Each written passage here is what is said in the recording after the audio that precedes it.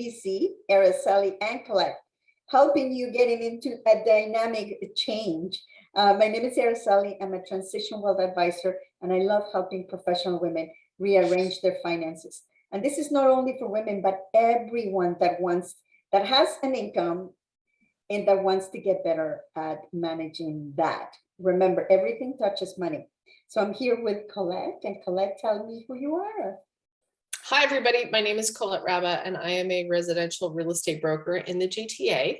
And like Araceli, I help women, but I also help families and men and not dogs buying properties. But if your dog has won the lottery, please let me know. I'll buy him a nice little house. That's okay. Yeah. Anyway, yeah. So just making light of it. We actually do the show. We love doing the show because we like to answer any questions that anybody has about real estate and financing. And, they do obviously have something to do with one another.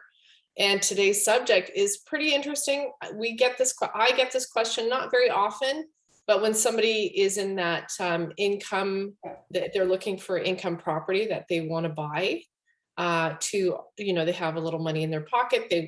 Maybe not a little, maybe more than that. Yeah. But what's the best choice to say, should I buy a commercial property or should I buy a residential property? Yeah. But before we get into it, can you tell me what is the difference between a commercial property and a residential property? I can, and sometimes it gets a little confusing too, because commercial, generally speaking, is either a warehouse or an office space or a retail space. So generally speaking, it's a bricks and mortar physical building that has a restaurant or when we say commercial, it's something that you're not living there. So that's ultimately the difference. So residential is obviously somebody's living there. So there is one subject, or sorry, the criteria could also be a residential / commercial building too. So sometimes you'll go buy townhouses that they have a commercial or retail space at the bottom, and then you have a place to live upstairs. So that is actually a combination between a commercial and residential property. So, and basically how you find out if it's confusing and you don't know if it has, let's say you have a house or you're buying a house, but you would like it to have I would like to convert it to have my dental office in it, let's say. So you see a lot of places like that on bigger streets, like here, Ontario, Mississauga, Yonge Street in Toronto. Even and then they convert some of the bigger houses into law offices. Right. So, yeah, I've seen that a lot. So generally speaking, when you would like that to say, okay, I want the best of both worlds, but I'm buying a house and it looks like a house on the outside. How do I know if I can have my practice or my office in that house? So before you buy, you have to go to public record or you have to find the zoning for that building. And sometimes it has dual zoning. Even on smaller streets and neighborhoods, you may have a house that has been grandfathered in because it used to be a little shop.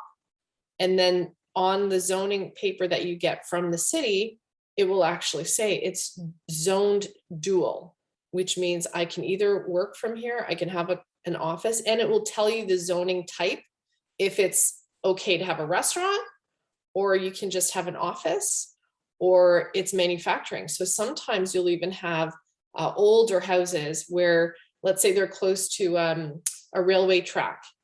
There's a house in the front and a shop in the back. So that property itself has dual zoning. So you could actually have a workshop that's manufacturing whatever chairs, let's say, and then you can live in the house. So these are things that you can ask before you purchase. Or you can even tell your realtor, listen, I want something that's dual zone. Don't show me anything else. Yeah, absolutely. So that's what is very, very important, to have goals before. Whether it's financial goals, I will say that is the very, very first thing that you need to look at. And then what is it that the type of investing that you want to do? Right. Do you want to generate cash flow? Do you want to work there and live there? Do you want to rent it for what kind of purpose? So that is why it's so very important to have those goals before you actually meet with your realtor. Right. Find out what kind of properties meet that criteria. Because if Yeah. you're looking from the very beginning to have your practice there, then of course you're going to need to tell your realtor, because you don't want the realtor to be looking around for houses and it's not what you want.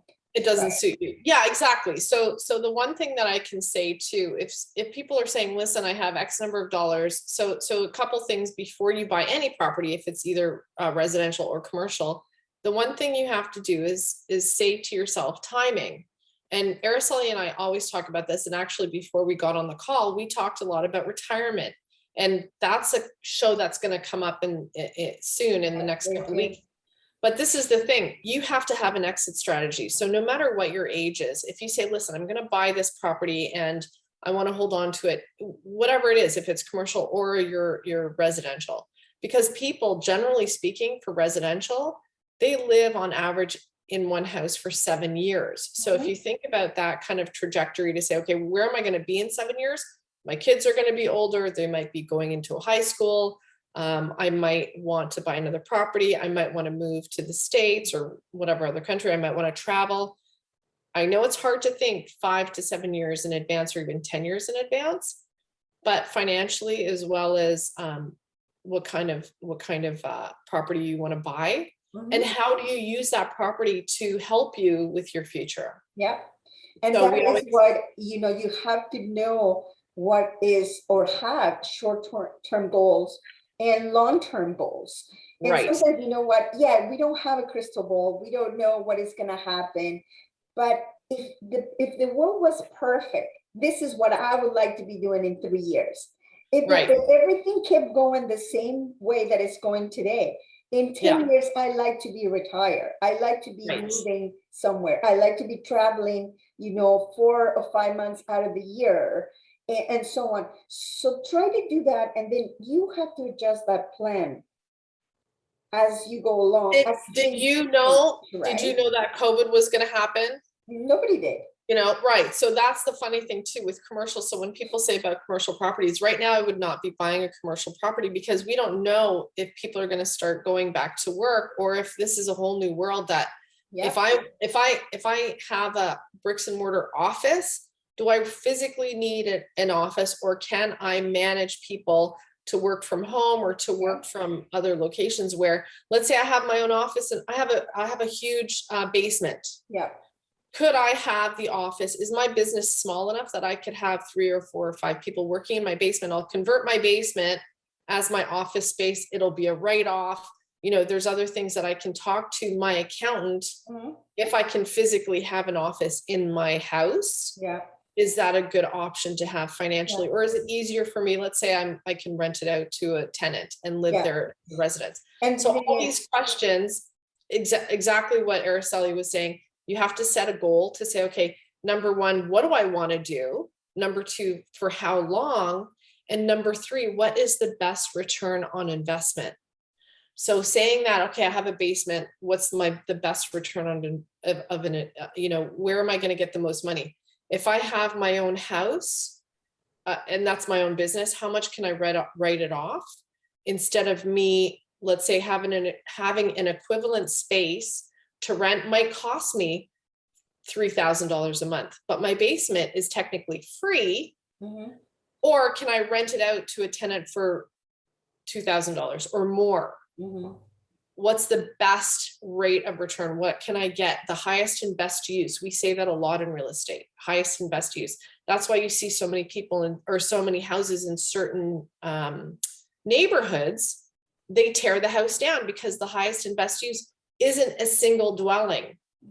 It might be a semi-detached or a townhouse for the property that is for sale. So all these things, same thing with commercial.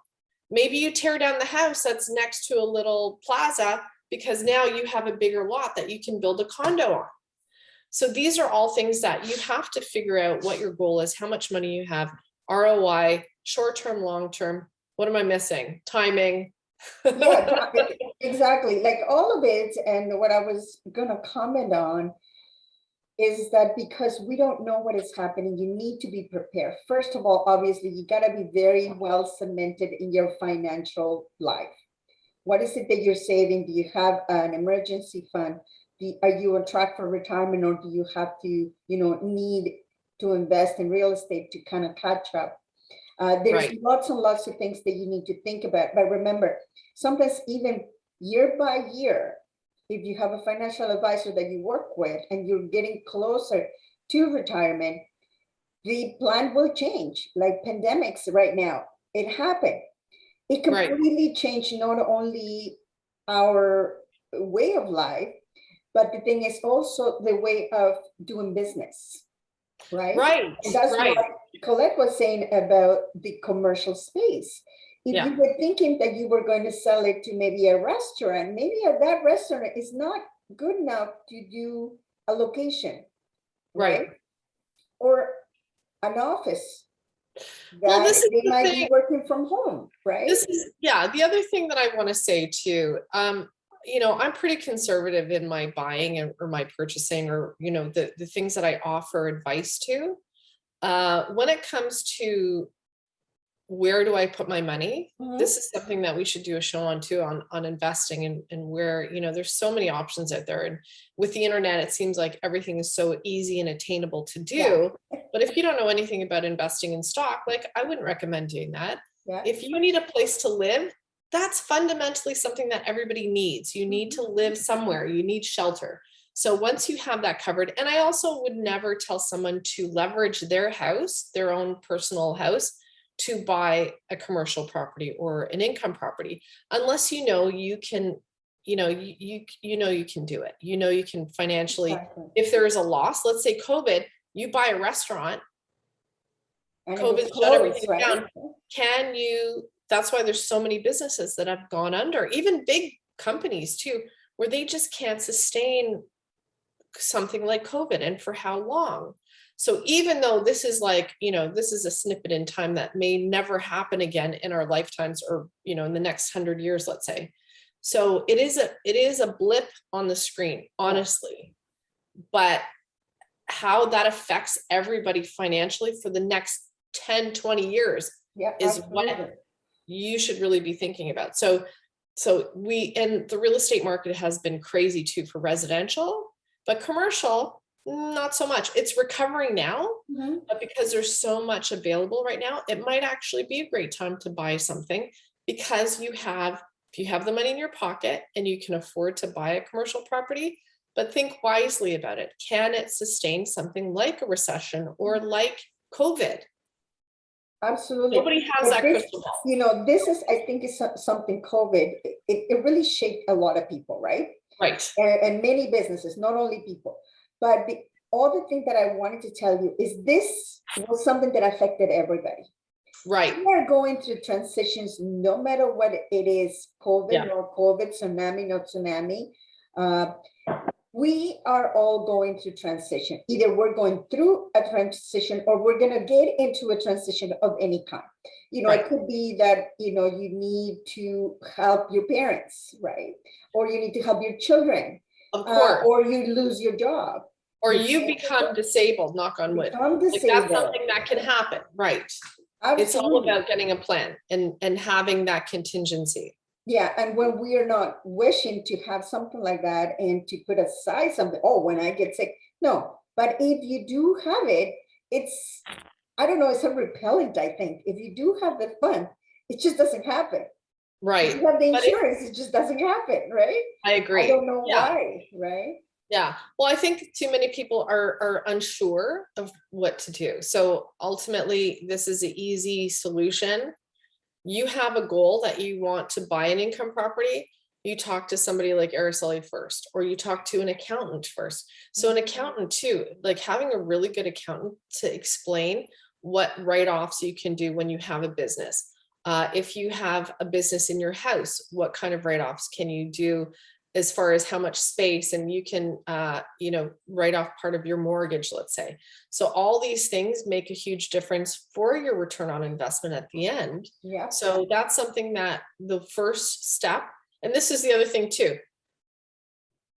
Any goal that you have, you want to lose weight, you want to get pregnant, you want to renovate your house. What is the first step you do? What's the first thing you do?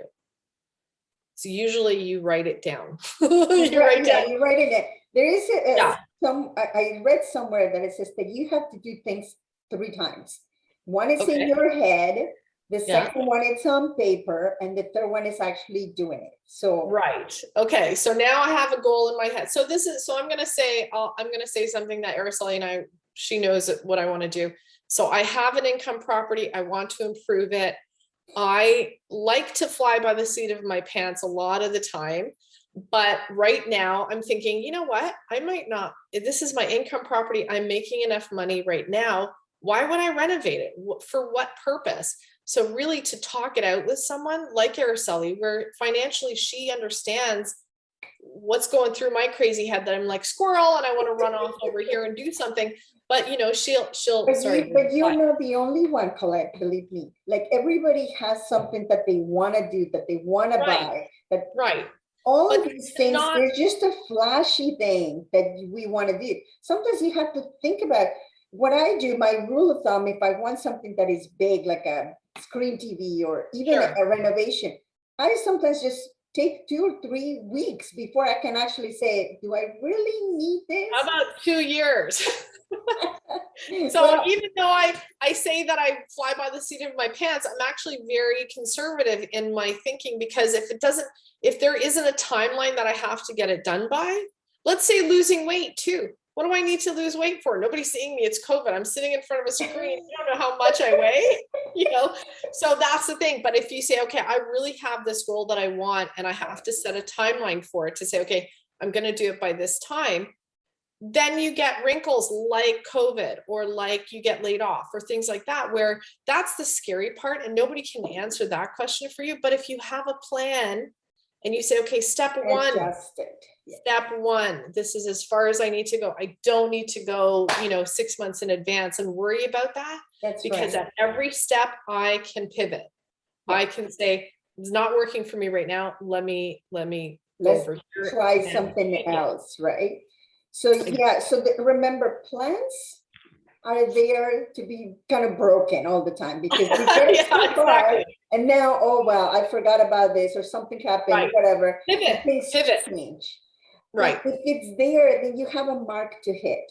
So this is the same with goals in life, goals in real estate investing.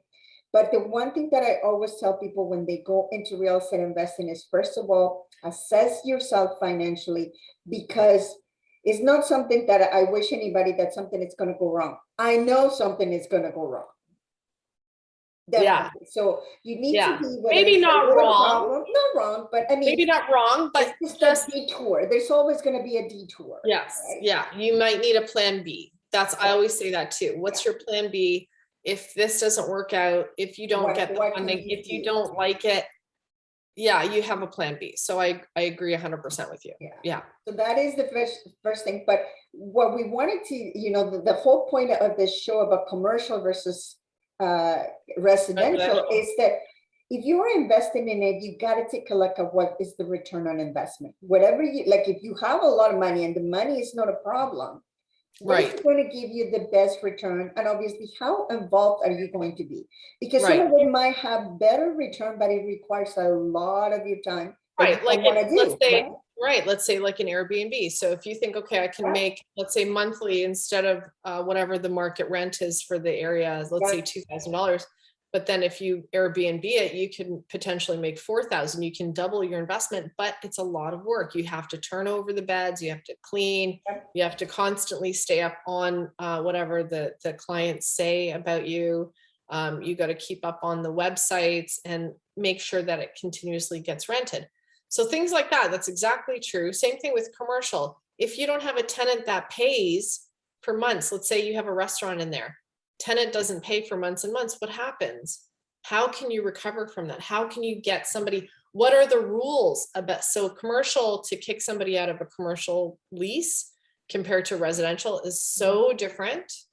And that's a whole other thing too, that takes a little bit of time and knowledge to learn how different it can be. Yeah. And this is something that you need to really kind of discuss with your realtor, and obviously pick somebody that has experience on that. Yeah.